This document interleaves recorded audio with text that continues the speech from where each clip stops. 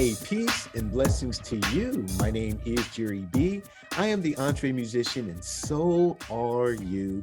And so is this soulful sister sitting to the left of your screen. Now, I already know that you've heard of Candy Dolfer. I know that. I know that you've heard of Pamela Williams. I know that you've heard of Mindy Bear, but you haven't heard of this singing saxtress of soul. Can you say that 3 times fast? Singing saxtress of soul.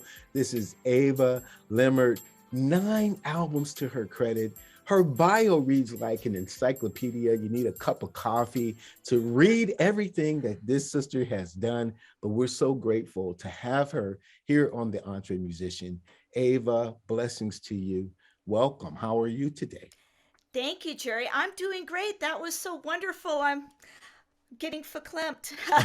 But yeah, no, I'm doing great. I'm excited about this. This is quite an honor and a privilege to get to do this with you and be on your podcast. Well, the pleasure is all ours. I must admit, however, that in going through the wonderful bio, and we're going to get into most of the wonderful things you've been blessed to accomplish, but you forgot to include the fact that you are a walking musical CPA.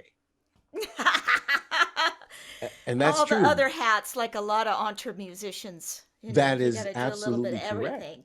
Absolutely correct. And I want to unpack those words because here are the 3 things that I heard when listening to your music because I was preparing myself. I've listened and I've listened. You have wonderful music, both the original music as well as the cover tunes. But these 3 words kept coming to me. The first word was courage, the second was passion, and the other word, the third word was adventure. I love it. CPA. So can we unpack that? I mean, you are a courageous musician. Where does that courage come from? Actually, I have a pretty precise answer for that one. It starts out sad, but it's actually very victorious. It's Mm, uh, my mom passed away in April, coming on in a couple of weeks, be 14 years ago. yeah. And she went through what she went through. It just made me decide that I would never stop at this point. If I was just starting to get back playing again, learning to read music again. I just got involved in a whole bunch of groups, and when she passed away, I thought, you know what? I need to do my own. I need to start making my own songs and see if I still have it in me to write and get set up to record and never stop, no matter what comes, if anything, Yeah. um, or nothing. Just I don't want to look back. Just like you said in your Entre Musician, the download that I just got Yeah. at a musician at 50 plus. But Yeah. when I started back, I was younger, but still, in the music industry, they make you think that if you don't start when you're, I don't know, 15 or something. Sure, right. So anyway, the courageous part is just that when she passed away, I said to myself, you know what? I don't want to. I don't want to wonder what if, and what if I had tried again, or who knows what I could have created, or Right. anyway. So just looking back, no regrets. No, I agree with you wholeheartedly. And, we really do have to put this segment before we go to the next word on pause because it's interesting. I lost my mother April 26th of 2008. So I understand that Jerry, my mom, emotion. my mom passed the next day, the Mm, April 27th, 2008. Oh wow. my goodness. Yeah, that's when you That's said that 14 profound. years ago. Mhm. So God bless the memory of our mothers and the legacies that she left us, all the things that they taught us. And yeah, Absolutely. I was raised for the most part, my mom, single mom, and it's hard to not grow up with a father. She did the best that she could, but that courageousness that you talked about and that stick to itiveness, the perseverance and whatnot, you get that from your mom. You get that from her nurturing. So God bless you. God bless you too, Jerry. That is extraordinary. It's a bittersweet It is. um, thing that we can relate to each other on. Absolutely. It's kind of eerie, but Yeah. But It you're is. absolutely right, because she loved music. There were things, I guess the one, just one more little thing about that Certainly, is that certainly. when she retired, because she had a very short retirement before she had brain cancer. Mm. Um, and that was one of the things that we were going to do together, is that we were going to get back into playing music. And I had just started kind of getting back into it. I joined a community marching band with my little alto saxophone that my dad had uh, worked in trade for with Yamaha USA way back when. And Mm. she revealed to me that I did not know that she had played the saxophone in high school. Wow. And she played several instruments. I knew the piano because we had a baby grand that was my grandmother's. Mm. Anyway, she played music, so the music came really from her, although it's on both sides of my family. So Yeah. that's the other part of it, is that she didn't get a chance to get back into it. And that was the other thing, is I thought, you know what, okay, for both of us, let's see where this goes. Yeah. So, and here we Wow. are. That's very interesting. Now, is that why you chose the saxophone, or you chose the saxophone before you found out that your mom played that instrument? Oh yes, oh yeah. No, I started on clarinet in fifth grade, and to follow my sister's footsteps, I wanted to be in jazz band. My sister played the piano in jazz band, so she was part of the rhythm section in the high school jazz band. And I think this is strange, but um, I couldn't play. I couldn't even double on clarinet. It was just, okay. You got a saxophone. We have Mm. first and second alto, first and second tenor, and baritone. Wow. And I knew that I wanted to do that, be in jazz bands. So um, I begged my dad. And anyway, he had a relationship with Yamaha, but Yamaha motorcycles. Mm. So, and I still have my little Yamaha 23 alto up there. I don't play it now. I have a Selmer Mark III, but yeah. So I got started on clarinet, then transitioned to saxophone. But I was already playing a little guitar and keyboards and writing music ever since I was just little.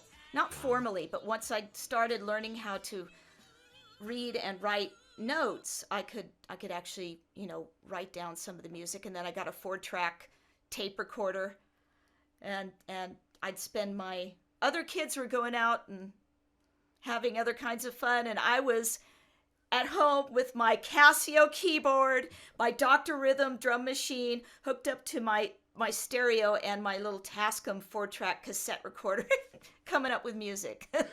Oh, that's excellent. That's excellent. So that must be where the passion comes from then. I mean, that's all you've known, all you've done, all you've ever wanted to do, right? Pretty much, except that I went into I've always been a visual artist too, so Hmm. um, I do I of course I do all my own graphics and all that sort of stuff. But yeah, I was a freelance graphic designer, and then I've done some agency work, advertising agency work. So I have the visual part of it too. So music is something I've always done, and art is just in general, visual arts. I don't know how to put it, because it's like Hmm. it's drawing, 2D, 3D was sculpting, and then I got into web design really early on. Sorry, I guess that's kind of a side. I'm afraid I'm veering too far off No, onto a no, tangent there, no, Jerry, because no. it's weird, because they do go together. Right. It's not that unusual, but You're right. I went into graphic design, and then made a career out of that. And then, like I said, when this situation started happening, it started before then. I wanted to just learn again. I wanted to do music again. And Wow. I won a couple of I made it to a California state final karaoke competition. Hmm. A state just I went to a bowling alley one night. I didn't know they were having runoffs, and we went bowling, and they were having karaoke in the lounge. Hmm. And I didn't realize that I signed up for it, and then it was a qualifying round for the state finals, and I won. I did "What's Love Got to Do with It." And that got me into the state finals. Wow. Sorry, I'm okay. I better be quiet. Is that no, I'm that's going great. off. That is great. No, there is no script. There is no script. We walk into this conversation open, nothing up our sleeves. I wanted to know then, with the karaoke competition, is that where you found your voice? Because I heard in one of your interviews that there was a time where you were a little insecure about Oh your yeah. own voice. But is that where you begin to get a little more courage and confidence? Yes, in fact, just the funny thing is, and I don't know if the interview you heard, if I went into, I was so bad about it. So I'd come up with these songs, and I used to write poetry. And that was kind of how I started going, okay, well, I started singing my own songs. Right. Uh, and this would have been, I don't know, age 13, 14, that I married the two and got that 4-track recorder. Anyway, I would, like my sisters and my mom and dad, and if my sister's boyfriends at the time, because I'm the youngest of three girls. So anyway, whoever was there, I would put the tape recorder. I'd hit play, and I would run out of the room because I didn't like the sound of my voice. I didn't want to know. I didn't want to see their reaction. I was so scared that I just couldn't stand. I just I would make myself cringe when I'd hear myself sing back then. Wow. I guess I got Wow. used to it. But yes, the karaoke for sure, because then suddenly there were strangers, they were and the response, Mm. and then I had success with it. I won. Oh, in college, I this is another funny thing. It was in Little Tokyo in Los Angeles, and this would have been 1990. So it was Mm. really, really not a lot of people knew about it. But I had a roommate from Japan, and she said, "Oh, come on, let's go! It's so much fun. You get loopy, and they sing all kinds of funny songs." And so I'm like, "Okay." And in fact, What's Love Got to Do with It was the song that I flipped through the pages of the book, and I went, "Oh, I love that song." And then they invited me to do um, it was kind of like a tournament, and I ended up winning that. Wow. And I had like a gigantic, like a 3 foot tall bottle of Suntory whiskey, Mm-hmm. and like a wall clock and stuff. All these the prizes were like a gigantic gift box of those rice crackers and stuff. Anyway, it was so cool. But when that happened, I went, okay, I Wow. should probably work on this, do more of it, and It's sing. amazing. So from the time you were 13 and you were, marrying the poetry with the singing, and you were, on your Tascam 4-track, by the way, that's where I got started too. I blew up a couple of them trying to get my production chops on point. But so from there to the karaoke, were you also looking at forming a band and going out, you know, um, on the road professionally and recording professionally, or you were just still trying to find yourself at this point? I would say both. Mm. What happened to me in high school, as I was very successful in band, Mm. um, uh, and so I wanted to I wanted to learn the recording side, and um, I had made up a whole bunch of demos on my little 4-track, made Yeah. little demos, and I had big dreams. I mean, I this is really dating me, but I think it's okay. I sent in a couple of demos to, this predates American Idol, Right. Star Search. Right. I Ed, sent in a Ed McMahon. VHS Ed tape. McMahon, right? That's yes, Yeah. yes, yeah.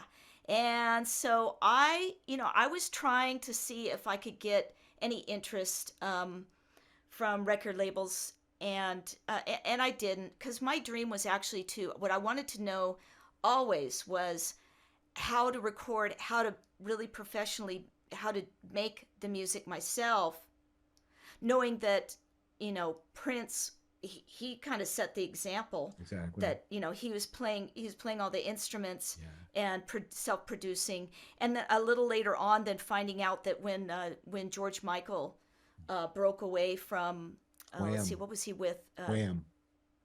When he broke away from Wham, but Mhm. I believe it was Sony, and there was a stop in the music after Father Faith, knowing Okay. that he kind of went in and he also was self produced, and Mhm. so that pursued music at that point more from a recording and an engineering side. That's why when I started at USC, I was in the pilot program for it was Bachelor of Science in Music Recording. Um, I didn't make it all the way through. I couldn't pass theory. Mm. So I had to leave music for political science. Wow. That's But here I interesting. am. But that's Here I that am. speaks more to your adventurous spirit as well, because I mean, from there is no musical genre to box you in on. Yes, smooth jazz, contemporary jazz is kind of the world you're in. That's kind of the neighborhood. But you go to all of these different addresses in your music, Yes. again, both original and your original writings, as well as the material that you cover. So you are on a journey. And I think the adventuresome, it's just that uh, I know it has a lot to do with the fact that I'm so lucky to have been raised in a family that there was a lot of diverse Mhm. music that I grew up around. Yeah. I mean, just everything from um, hey, classical music. We had this big. I remember my folks had this album series, and it was great classical pieces. I think it was some of the more well-known pieces, kind of like a primer to kind of get you into. I remember listening to those. Oh my gosh, on road trips, we listened to everything from because we got to pick out. This is going to date me too. The 8 tracks. We'd bring the big little case Love them. Love of them. 8 tracks, and we all five of us got to pick out.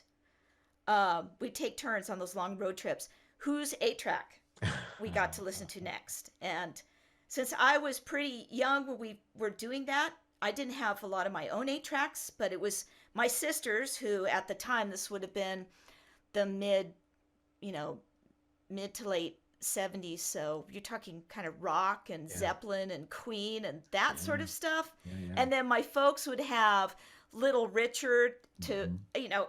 Conway Twitty. Oh man. I mean, Yeah. it was all over the place. And Absolutely. so I just love all kinds of music, and so I do a lot of different kinds of music, and I mean I venture into I'm actually exploring angles in kind of bringing back the rock and roll saxophone because Yeah, I I can do hear that. covers of, I mean, some of my covers now I have Lenny Kravitz, I Hmm. have Joan Jett, Yeah. um, and so yeah, no, I'm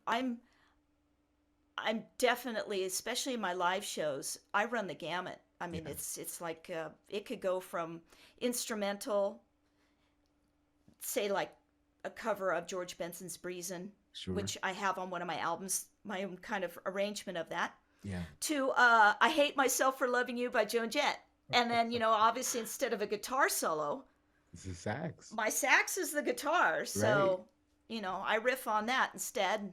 Get that edge, the rock and roll, the old rock and roll edge. Oh yeah. I I can don't. smooth it out, but I like the rough edges too.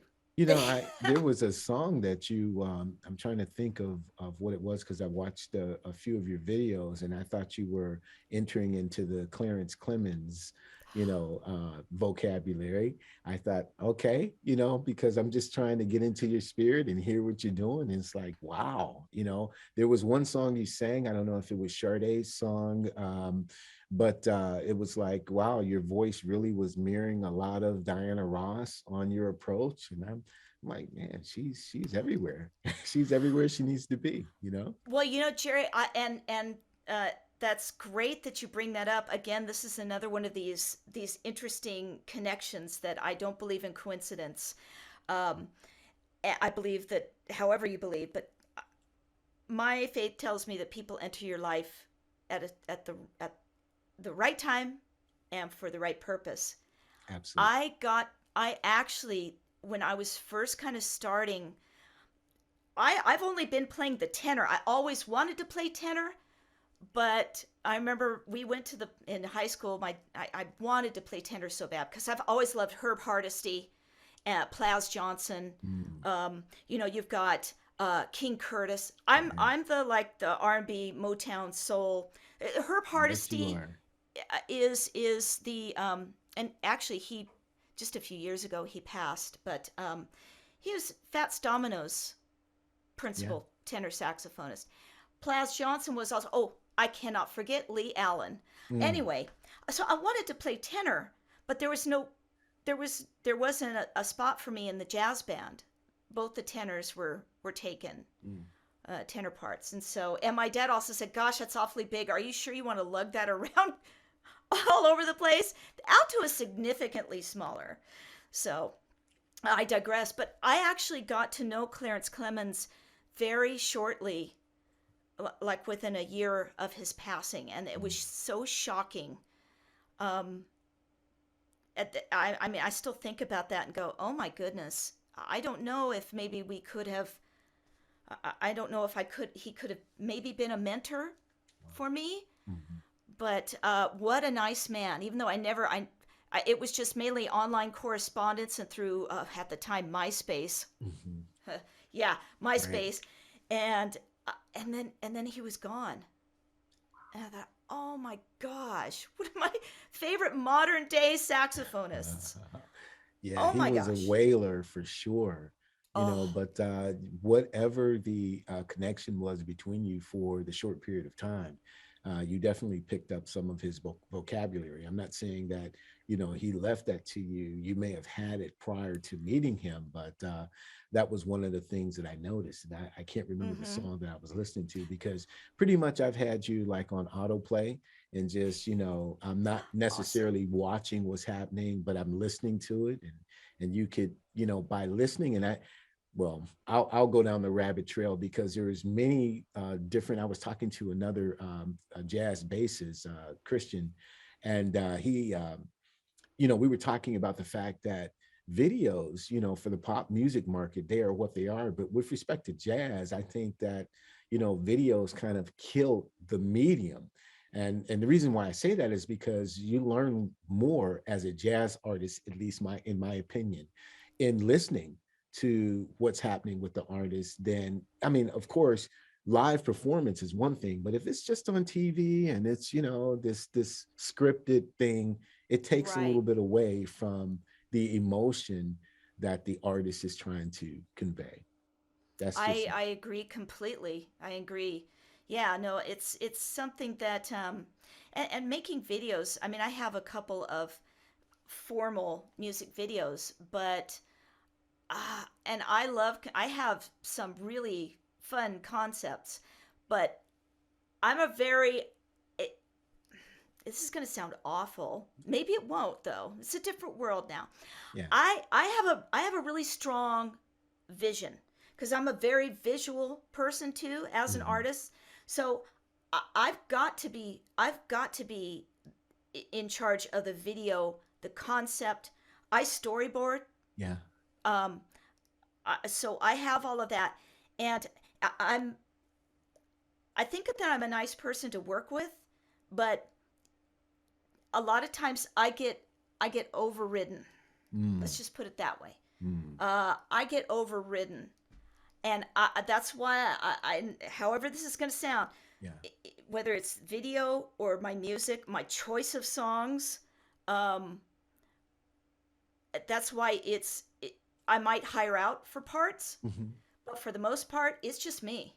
Yeah, I understand that. Because it's got to please, it's got to be that thing where I made a promise to myself and to really, in the spirit of my mom, that this has got to be my music, Yes. and it's got to if it makes me happy, or if I play it out as an experiment, which I do often Yeah. live, and people respond, that also informs my choice. But first and foremost, it's got to please me, and it's got to sound the way I hear it in Hmm. my mind. Hmm. It might mean that it's a few years before the song is completed. Sure. Um, Sure. but yeah, no, I'm kind of a control freak. It's got to be, because I don't know. I guess I'm a little bit jaded because of Yeah, oh some of the you're pushing a lot of buttons, and I mean, I don't think I really don't, because we want to talk about the override a little bit, because I don't think that it's a bad thing as an artist, to visually as well as musically, to be a control freak, because the point is I'm expressing my soul, my heart at this moment. This is how I feel. This is my perspective. This right. is emanating from my spirit. And so as an artist, I'm allowed that creative freedom to say, okay, here's the picture, or here's the song, or here's the poem. This is what it is. This is what it is. Now, you as the receiver, as the one receiving that, there can be different forms of interpretation, but never overriding my original intent. And I think that's where the Abs. music industry really, there are major distractions and disconnections in that, because as you say, this is my vision, this is my heart, this is my spirit, and this is how I hear it, this is how I see it. And for someone else, whether they're the record company, whether Mm-hmm. they're the sponsors, whether they're whomever they may be, to come in and say, no, Ava, we're going to massage that a little bit, is a distortion of the art that you want to create. You push that Is button. That's why I responded the way I yes, did. yes, Yeah, and I think that that the audience might really relate to that, because we're given so many mixed signals, correct. and I don't want to. Okay, I don't know how this will come across. I mean it in only the most positive sense, but and I whatever I've gone through growing up uh, has only made me stronger, meaning that the no's that I've heard, or the kind of oh, you know, you don't know what you're doing, little girl, uh, or some of the like flat out derogatory taunting that I've experienced from trying to be my own artist and do it myself. Um, Yeah, it just convinces me more that I've hit a nerve. I should keep doing this, that's correct. because I, like I said, I made a promise to myself and to the spirit that if I don't do my music, and because I'm getting over it a little bit Yeah, as being a just an out and out people pleaser. yeah. I mean, I hate to disappoint. Hmm. Of course, I think that most people naturally are a little bit of a people pleaser, Hmm. some more than others. Sure. But when it comes to my music, there's certain types of music. There's certain production techniques that are very popular now. That if I go and pitch it to a playlist and they come back and say, oh, it's really good, but it sounds too old school. It's too old. Exactly. That's I'm exactly getting right. from my side, That's my exactly unique right. perspective, which Yeah, I have to stay true to. yeah. I see people saying, I don't hear this kind of music being made anymore, and I just want to scream and say, it is, but I'm not wearing a G-string on stage, Right. and I'm not everywhere being plastered all over the Yeah, place. yeah, We are out there. It's yeah. just it's so hard. It's hard to connect. It's a blessing and a curse. It's so easy to be able to make the music now. It's Exactly. open to everyone, which is wonderful. It also means the floodgates are open, and it's hard to connect. I'm not everybody's everything. Sure, I sure. just I And know you that there are shouldn't be. people. Yeah. And I'm not going to keep changing myself to try to fit, because then it goes and it changes. You know, Well, hey, trendy is not good in music. Honest to Pete. So offline, after we're done with this conversation, we are going to have another conversation because I think you're right on point as to why we created the Entre Musician and specifically why we, as of late, has been honing in on a particular age group, 50 plus.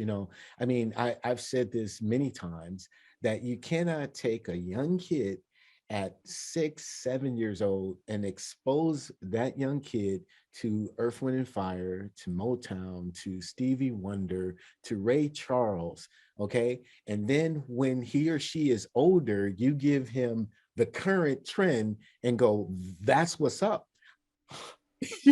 There's a big Come disconnect there. on. Right.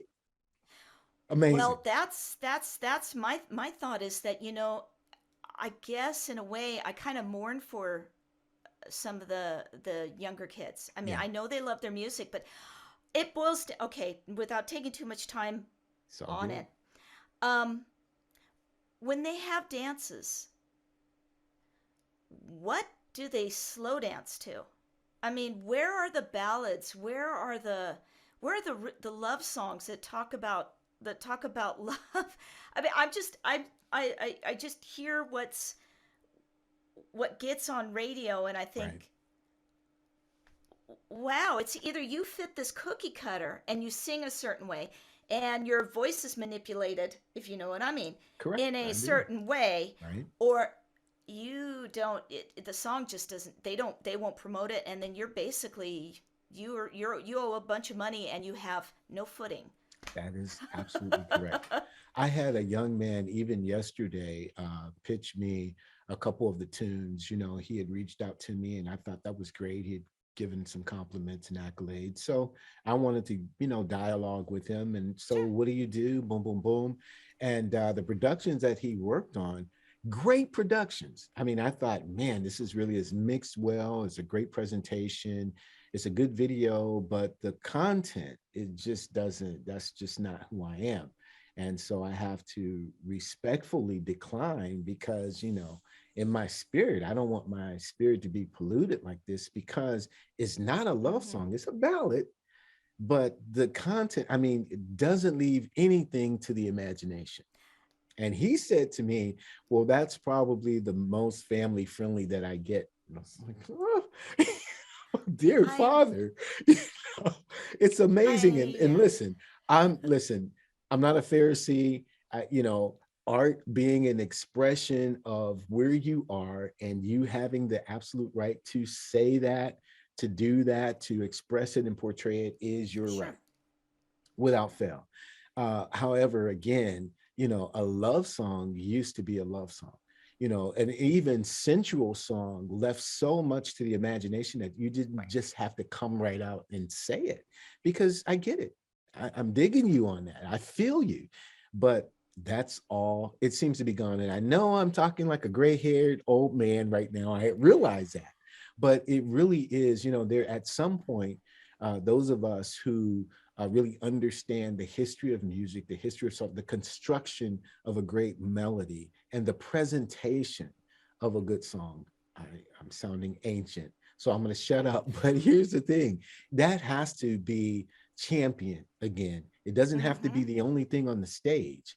But it must be championed again because, like you said, people come up to you and they ask, "Well, man, where have you been?" Or that why don't they Uh-huh. make music like that? Well, we are, yet we don't have the plastered platform because of the lack of the G string. I think you said that Yes, perfectly. yeah. I mean, and that goes back to the impetus of the music video in popular music. Now, I Correct. remember when they first came out, obviously, music videos. They were like little films. A lot of them were very entertaining. A lot of them were just wacky. The focus now, I get it. I get it that that who they're going after are what the teenagers through what age 25, and the hormones are raging and all that sort of stuff. But what about the music? Right. It's not about the music. And if you don't have that visual element, I'm just going to say this right now. At my age, I mean, it's sad. Youth, I hate to say it, this is probably going to turn some people off. Youth sometimes I really do feel is wasted on the young because, oh my gosh, if I was able to do and know what I know now when I was 18, I I have no doubt. I'm sorry, I have no doubt I would be uh, if not well known, I'd be one of the behind the scenes like a Quincy Jones where I'm writing, producing, I'm behind Sure. the scenes, I'm finding people, I'm putting that stuff together for other people and then running it Yeah. Yeah. No, with my own vision. understood. But now I know, and my focus going forward right now is my live performances actually are there. Things are starting to cook again, thank Hmm. goodness. Thank you, But Lord. you know, at some point, I'm either, as I hate to say it, but it is true. As a woman, Yeah. there's a visual expectation. Yeah. There's only so far I'm willing to go. That's good. And I do not want to stop looking like Ava. So at some point, I'm Right. either, if I'm going to keep doing live appearances, I'm either going to have myself altered, Mm. uh, or I'm going to need to find other avenues for my gigantic catalog that can make Hmm. me money, that Sure. I don't have to be in front of people, you know, setting up, tearing down my equipment. It's something that I don't think is really tenable. I'm going to say probably in the next 10 years. Mhm. Even though I haven't, hopefully I'll be able to do that physically, but I'm not Sure. sure I'm going to want to do that in 10 years from now. Well, I would venture to say that entre musicians like ourselves, I think the focus now should be more concentrated on our audiences instead of the audience or platform in general, because Hmm. everybody's not going to like your music. We know that. We know there's segmentation. Everybody's not going to appreciate your approach or your position on whatever it is. And I'm working with a coach right now, and the one great thing that she said was polarization is going to become more popular, and you should embrace that. You should embrace the fact that this is your tribe, these are your people, this is your family. And so, okay, I mean, my grandparents would tell me this all the time. You're a Beulah, you're not a Jones or a Smith or a Thomas. We don't necessarily do the same things that they do down the street. You understand what I'm saying? Even though we're in the Yes. same neighborhood, we have to coexist, obviously. But when you come to this house, this is how we behave, Mm. this is how we respond. And I think that that can transcend musically, because I don't need 5 million followers. Those 5 million people don't care about me. But if I had 500, 5,000 people who I know that were with me, and we were moving in alignment with each other musically, artistically, creatively, then that's what we need to concentrate on. And I think in the Absolutely. future, I don't want to see you off the stage. I don't want to see you sitting down your ink pen and not writing any more beautiful music because you think, well, that's it and there's no more audience. I believe you can build, sustain, and nurture your audience, and they will love you for it. I think that yeah, I absolutely agree because I've been thinking along those lines that okay, well, I don't need to worry about changing with the trends because now I see some of the trends coming back. For instance, the Grammys, Silk Sonic. What that song, Leave the Door Open? Mm. Silk Sonic, I really like them. It's Bruno Mars and Anderson Paak, I believe. Anyway, but they have the look. They are emulating the 70s, early 80s um, R&B and B and soul music. Mhm. So they are kind of making that music. Obviously there must be a certain amount of younger people in the audience. I'd say like a lot to win. How many did they pick up anyway? It's a whole bunch of things. Song of the year that that think this is good music. And I've seen online. I've seen people say, "Oh my gosh, I've never heard of." I mean, some of the names that some of the young people have never heard of, I think is a crime against humanity. I Right. kid you not. There was somebody that made a comment in it was a want gosh, I even hate to say this. I want to say it was a Stevie Wonder. Might have been kind of a deep track. And I saw a comment that just flabbergasted me. Uh, he said he had never heard his music before, had no idea who he was. But Never heard of hey, Stevie this Wonder? is really You said great. never heard of Yes, Stevie Wonder? I just wanted to be yes. clear on that. Interesting. And I have a 19-year-old son, and I remember a few years ago, I remember they just aren't being exposed to that they just don't know anything about music that's older than 5 years is old. No, one thing I It's know for alarming. it is alarming, but I know for sure that Lori and I, we have three daughters, ranging from 39 to 21, and in the house, they heard Stevie Wonder.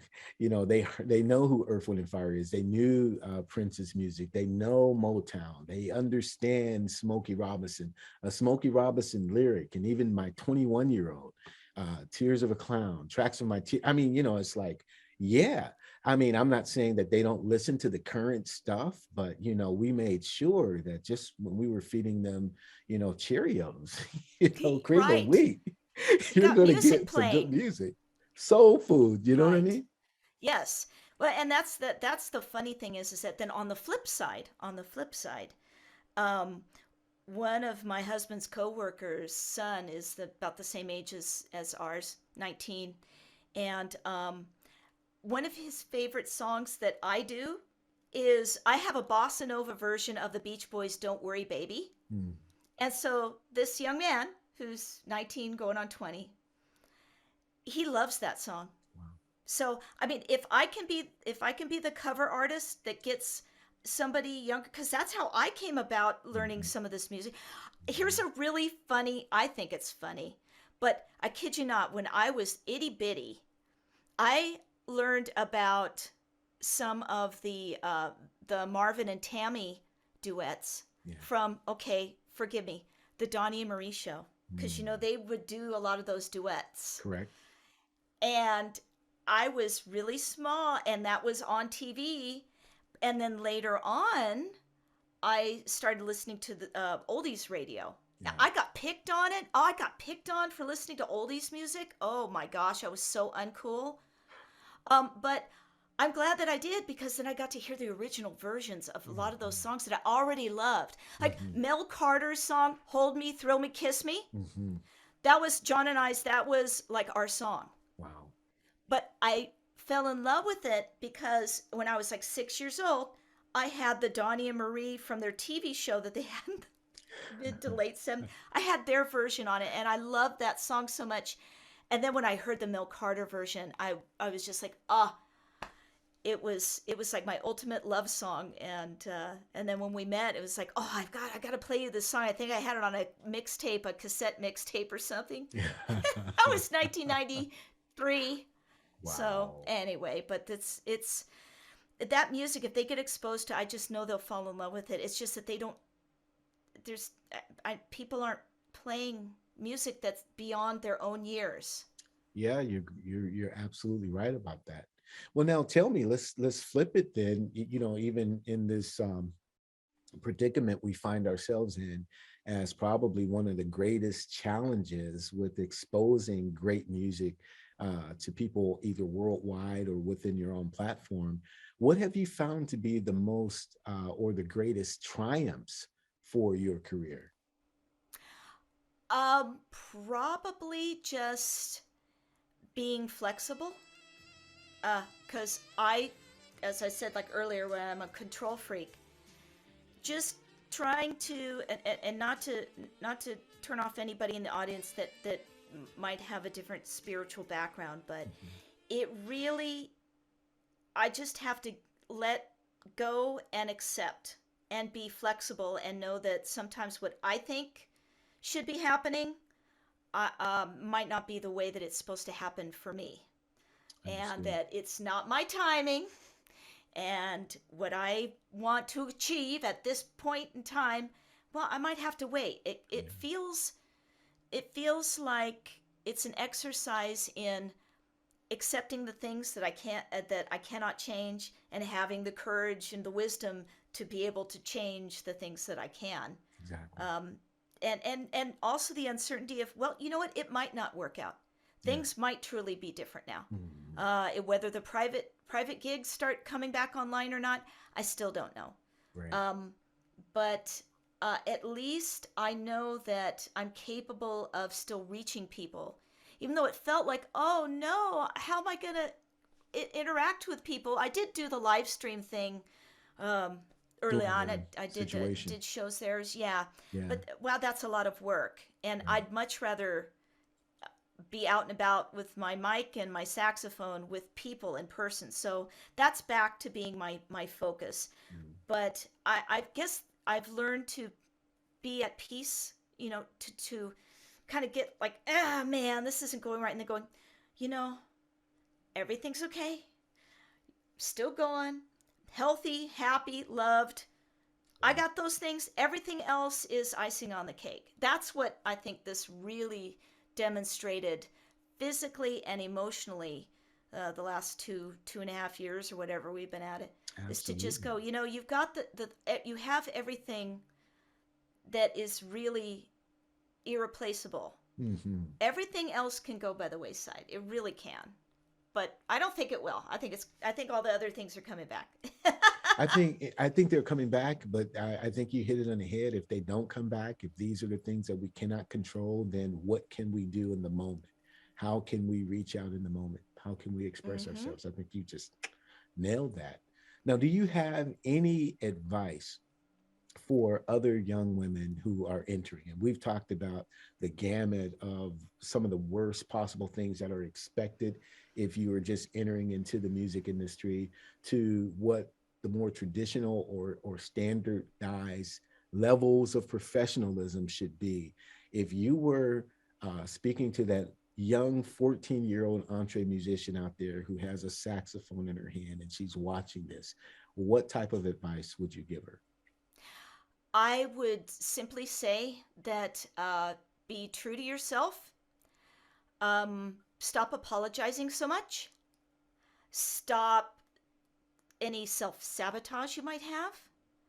Um, be open to criticism, but really evaluate it, because there's a lot of envy out there. Hate to say it, but it's true. And to also, just because somebody is kind of might be limiting you, maybe being a jerk, let the work speak for itself, because it really will rise to the top. Don't let a handicap or something that's different about you be all that you are. Be everything. Yes, be different. Be a woman in this music industry. No, it's not easy. How do you think it was in the early 80s when I got started? Huh? So it's going to be okay. Keep going. Do your thing, because nobody else can do it. You have to find your own sound. Yeah, sure, emulate your heroes or whatever, but don't let anybody tell you, oh, if you sound like this, you sound like that. It's like, yeah, I take a little bit of this, I take a little bit of that, but this really turns this what I do. Find out what really, not sexually, but find out what really turns you on. Like, what kind of music you just get into it. You don't need notes, you don't need anything of guidance. It's just you, and you love it so much, especially if it's your own song, and you love it so much because there are going to be times you're playing it, nobody knows your song, they might not have ever heard it, and you don't really hear much of a response because it's not a cover song. They're familiar with those. So sprinkle in some of your own. Maybe once in a while, don't even mention that it's your own song, Mm. especially early on when you're playing out. You'd be surprised that people, if it's good and you love it, your love for it they're gonna want to feed it. They want to feel love more and more. And if they sense that you are enjoying yourself, that's what I hear most of all is like, oh, Ava, you're just having so much fun. I want in on it. Be that person. We need positive people that try to don't sell yourself out to make other people happy. But if there's something that makes you happy that you're playing or you're singing, other people are probably going to need a little bit of that too. You'd be surprised how many other people feel the way you do. But if you express it, they might go, oh my gosh, I love that song. And then you've made a connection. And you didn't have to sell out or change or do anything. You just did what you love. It's like a gift. When you go buying gifts, if you buy somebody a gift, you don't know what really to get them. If you look for something that you would like to get and receive, give it to others. They're probably going to like it too. So I don't know. I guess I went on and on and on there. That was absolutely excellent. And that was great advice, perfect advice if you're a young man or a young woman. I mean, I asked you to address the young women, but wow, guys can really benefit from the same information. And man, now finally, what I want to ask is generally when people are setting up for conversations like this, interviews, they have some presupposition on maybe some of the questions that will be asked of them. And I try to do none of that. I try to not have a script. I try to be as open-handed as possible because I want the person to express themselves. I don't want where were you born, Right. tell me right. about, your upbringing. But was there a question that you thought that I would ask you and I haven't asked and you kind of had it right there? Like, I wonder if he's going to address this. How would you answer the unasked question? Well, should I just start with the answer and then you can guess what the question was? Sure, This is let's going go. to be pretty obvious. Let's go like that. We did touch on it a little bit, and it was really great because, like you said, it kind of flowed, and I think because we just let it flow, it lent itself into Clarence Clemens, and then I mentioned King Curtis, and then I mentioned, I didn't actually mention David Sanborn, who is another very strong influence on my playing side. I Mm-hmm. haven't touched on who influence. The question Yeah, is who my influences are, yeah. and I guess because I'm saxophonist and singer and a songwriter, there are different ones for each hat that I wear. That's Um, excellent. Well, let's roll with your greatest influence. Let's start with the saxophone, but can you really, because of your great vocabulary, can you narrow it down to one or two? no, and because I'm alto and tenor, um, Yeah. they are different voices, and I use both horns very differently. Hmm. So, but I'm going to whittle it down to two alto saxophonists. Cool. I already met David Sanborn, Hmm. and specifically when I was little, listening to the 45 of David Bowie's Young Americans, which I Wow. did you know that's Luther Vandross Yeah, leading on the the choir back there. background vocals. Yeah, yeah, Yeah, and absolutely. that searing, that crazy saxophone, it's David Sanborn, and it's a fairly early, I think fairly Presentation. early in his career. Yeah, Sure. because that would have been 74, 75. So Absolutely. that for alto. The other alto saxophonist is Earl Bostick, Mm. and Now I here's don't a know. question. I'm going to throw a monkey wrench in. And so okay, those are the answers, but then my question becomes, why? What about their playing or their persona influenced you most? Yeah, yeah. See, and this is great because, uh, well, Earl Bostick, because this would have been the Atomic Age, the Yeah. 50s. His just, I mean, he could get that growly, that sound I've always loved, the really gritty, kind of the rock and roll, the buzz saw Mm. saxophone sound. But oh my goodness, his technique, I'll never reach the heights that he did. But again, fun music, um, rock, pop, exotic. Mm. He did covers, like his cover of Moulin Rouge is, or Three Coins in a Fountain and Ebb Tide. Yeah. Oh, they're They're gorgeous. They're dated, yeah, but we're Mm. talking 1956 or something when he did Sure, those. sure. So there's that, and then David Sanborn, just his sound is just so. I Signature. know it's something that when I was little, obviously I didn't think along these lines. Um, it's very sensual. It's urgent. It's like a cry of passion. That's Mm. how that's David Sanborn sound. But then like for songwriting, I have to say a big influence to me would be, okay. Well, I can't boil it down. I have three. Okay. For I'd say the early. this is songwriting, right? This is songwriting. Songwriting. Okay. I've always loved harmony, Mm. so I can't forget. I mean, there's the Beach Boys, because that was one of the 8 tracks, that my folks had. So all those complex vocal harmonies. I love singing harmony. I do all my own harmony. Beach Boys. Um, uh, uh, the the Beatles are another one. Probably when I started actually really songwriting would be George Michael, because he kind of had that. It was blue. It was jazz. It was kind of what they call blue-eyed soul. It was dance. It was Right. pop. It was all those things that I don't see them being different at Hmm. all. You Yeah. blend them all together. Yeah. So okay. So I'm just gonna. There's so many others. Oh my goodness. But yeah, So you gave me I'd boil two. that You down to gave me three. two though. Give me you got one Well, I more for did this one. Beach Boys for the arranging the harmonies, Mm-hmm. because they all sang. So, you've got 5 6 part harmonies, sevenths, 11ths, So all let me these split hairs crazy with you. harmonies. Let me split hairs with you then. Is that then the Beach Boys more for songwriting or more for arrangement? Okay, yeah, then I'm just going to go ahead and arrangement. Yeah. Because you have to, a lot of the early songs, they're, surfing, they're pop. Yeah. They're Yeah, that's what I mean. simple That's why I but wanted the to ask. harmonies are not Oh, simple. yeah, Oh my absolutely. gosh. So Absolutely. that's where it really is probably for the production side and the arrangements of the chord structure and singing them so precisely in a day where we didn't have auto-tune, celodyne, melodyne, didn't have to have that. In fact, they just had tape. So if you There you messed up, go.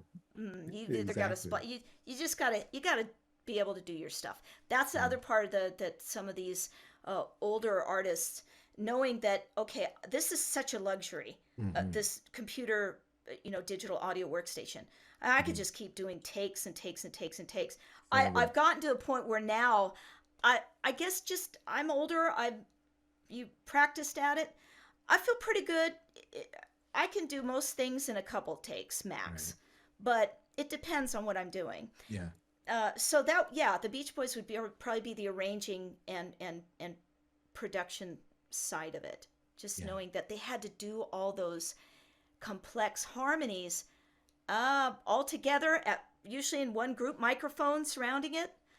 Yeah, that's woo And there was a clock running in tough. the back too that they had to pay for. You know what I mean? It Yep. wasn't like you had 37 hours to get that part right.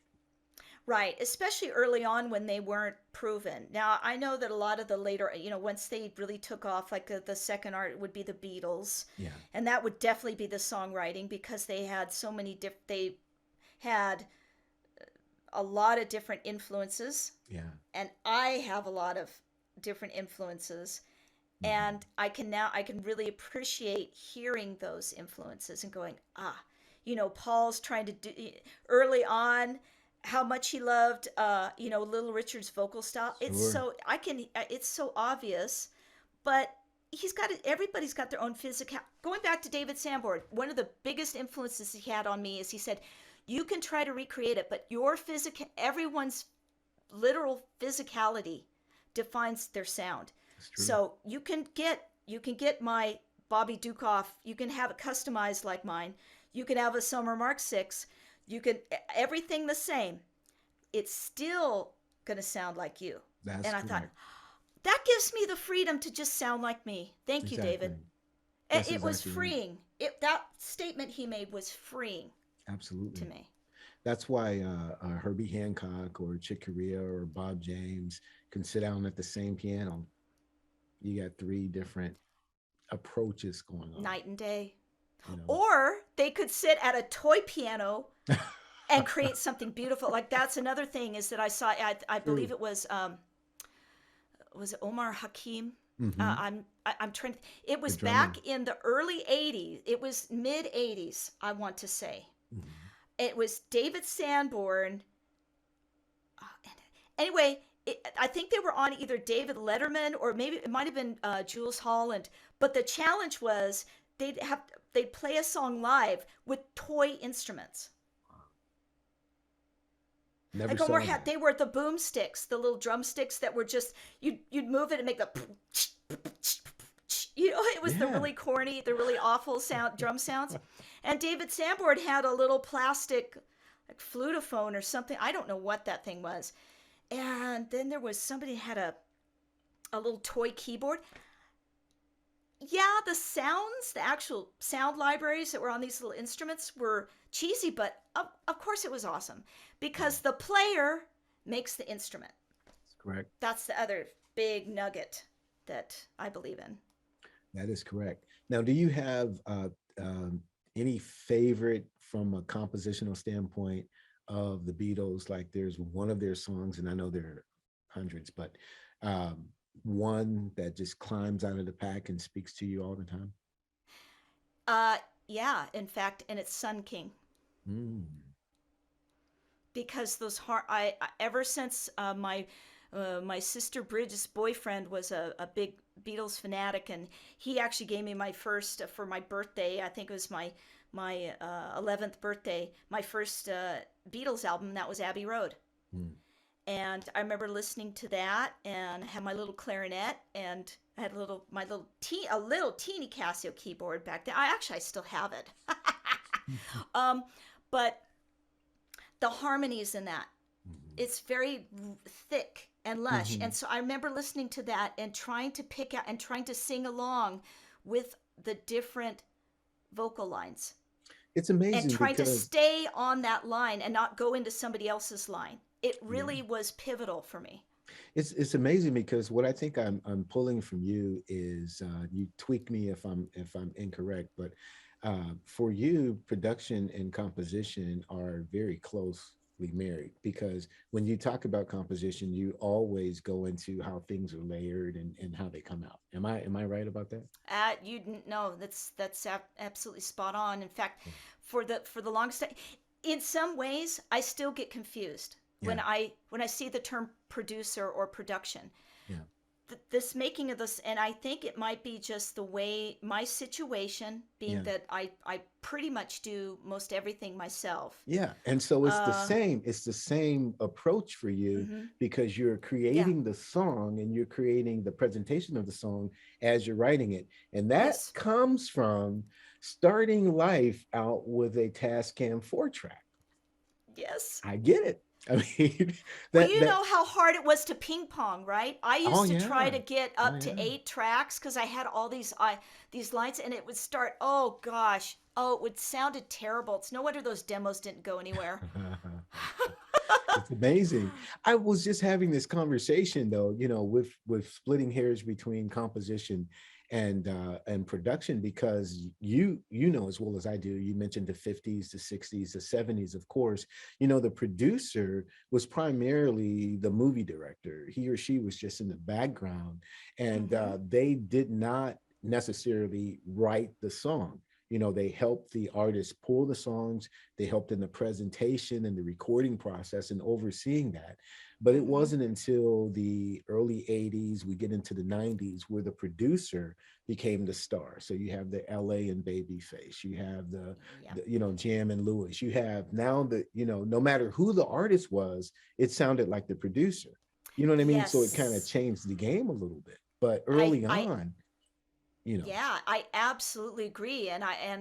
For better or for worse, yeah, it's the producer's sound and not the artist's sound. And exactly. that's why I've had things produced for me, and a couple of things I think still stand. They're okay, Mhm. but I never go back. I mean, I've had people ask, "Oh, well, would you ever re-record, some of your older songs?" I'm like, Maybe, but I've got too much stuff that I'm working on now Right. that needs to live, needs to be brought to bear. But back to being the producer is, yeah, you're absolutely right.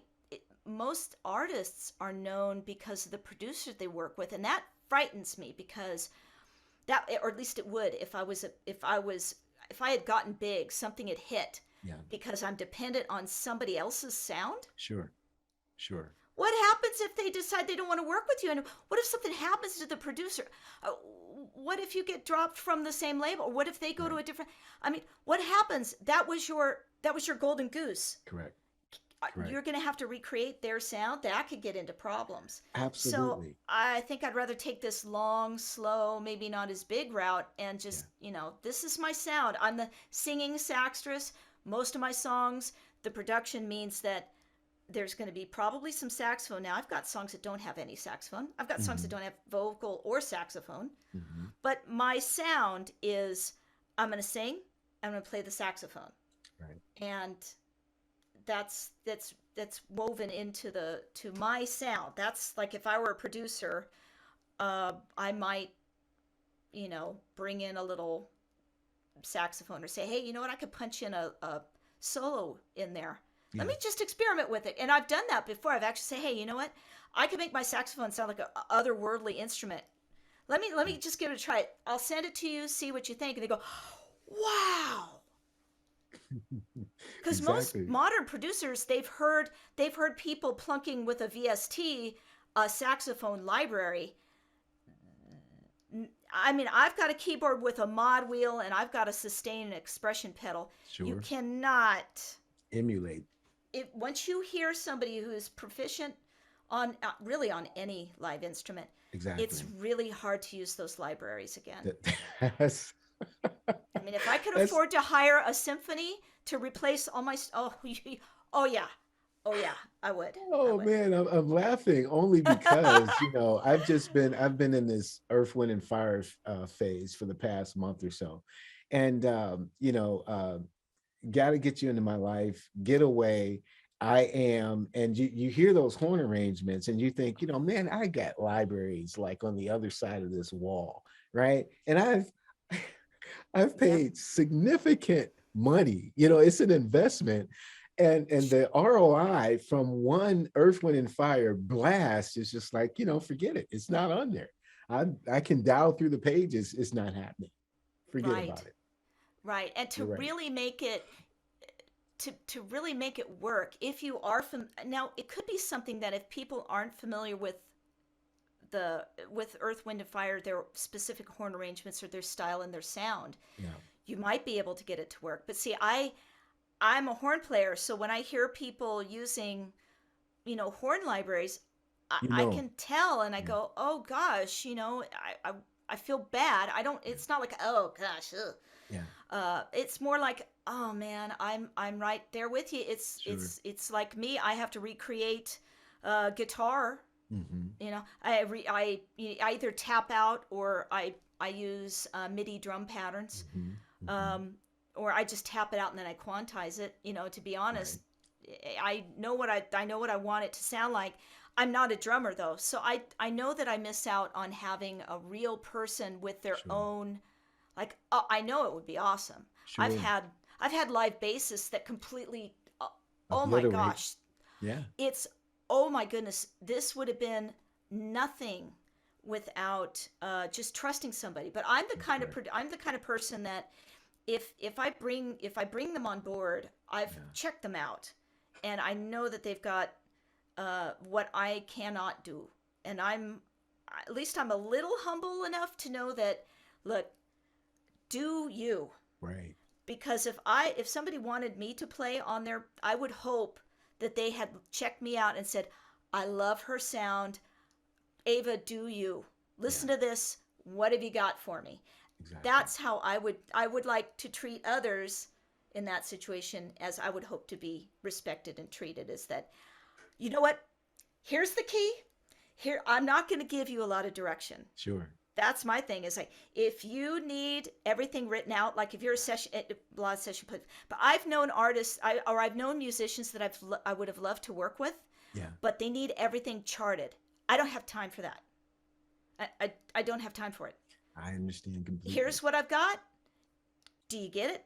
And I can create, a guide track, but I go understand. ahead and replace that, I with no, you. I understand. I must have, well, this has to be interview number two, because we can go. There are some things I you know said that I there's, just want to, piggyback on, but you're absolutely right. And I think the most organic sessions are the ones where you give the skeleton, but it's up to the musician to put the muscle and the tendons and the meat on it, but here's the mm-hmm. skeleton. But when you have to give every little thing, it's just too scripted for me, at least for my taste, And Yep. I'm coming from a Frank Sinatra background where Quincy Jones, I mean, arranged everything to the, but that same Quincy Jones also took the Brothers Johnson and all of these other groups, Rufus and Yeah. Shaka Khan and Michael Jackson, and said, yo, we're just going to jam it out. And it was just as orchestrated, but there was a feel there.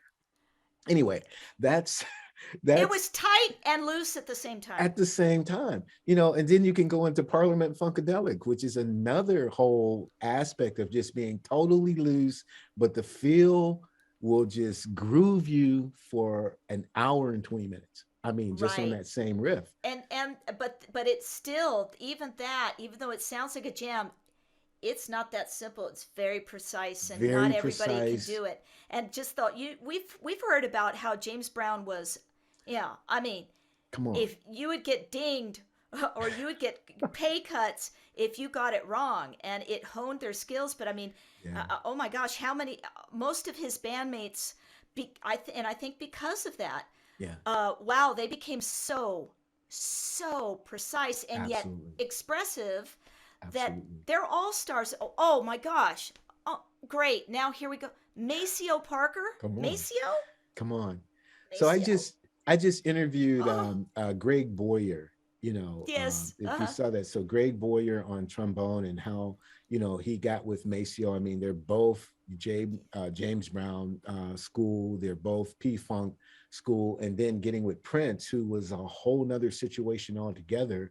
The perfect match between you better have it on point, and we're going to be as loose as possible simultaneously. It's just another, he called it like being a musical fireman. You just got to be ready for whatever, but you got to be Mm-hmm. on. And you have to be well trained. You have to be trained enough to know. You've got to know your beep. You've got to know your stuff. Absolutely, without fail. I like the beep. You got to know your beep. That's why I I like the beep. I do my own FCC regulating, but Wow. Well, we this all has know what that been, meant. yeah, we all know, but this has been absolutely fantastic. I knew it would be. I know it won't be the last time that we have a conversation, both online here at the Unfit Musician and offline as well. Any parting words? I mean, there were so many gems of truth that you dropped that I don't know where to take it. I have 15 more questions, because as we walk down, you Oh, know, we're we gonna have to have a follow up we at have to some do point. it. We got to do it. We got to do it. Yeah, because production, composition, arrangements, harmony, structure, all of those things I want to get into with you a little bit more. And I will say this honestly, and I'm saying this from my heart. I hear it. I hear it all. I hear where you're going. I listen to your song and I feel it. That's why I called you a CPA. There's courage, there's passion, there's adventure in every tune. So if you, my friend, do not know about Ava Lemert, you need to know right now. You can go to her website. We have it up at the top of the screen. You can follow her on all of her social media. You will not be disappointed. And you, like myself, will be drawn into her presence, because she really does have a presence, whether she's on stage or whether you're listening to one of her studio cuts. I'm telling you that for sure. So, Ava, thank you so very much for being our guest today. We love you. We appreciate you. We Oh, respect Jerry, your right back artistry. at you. Love you too, and thank you so much for this. This is so much fun. I mean, I feel like we've been talking, and we've known each other. We've gone for coffee and stuff, and Right. talked about this stuff for years. Yeah. So that's just that connection there. But this has been so much fun that absolutely we've got it. We got to do this again. We got to think of some of those some of the things and just riff on it, because that's really we're kind of riffing. That's right. That's what these conversations are all about. You know, that's why we decided early on we're not going to call them interviews. We're just say a conversation with Ava Lemert. She is, as you can tell, a bona fide entre musician. My name is Jerry B. I am the entre musician, but most importantly, so are you. And we will see you next time. God bless.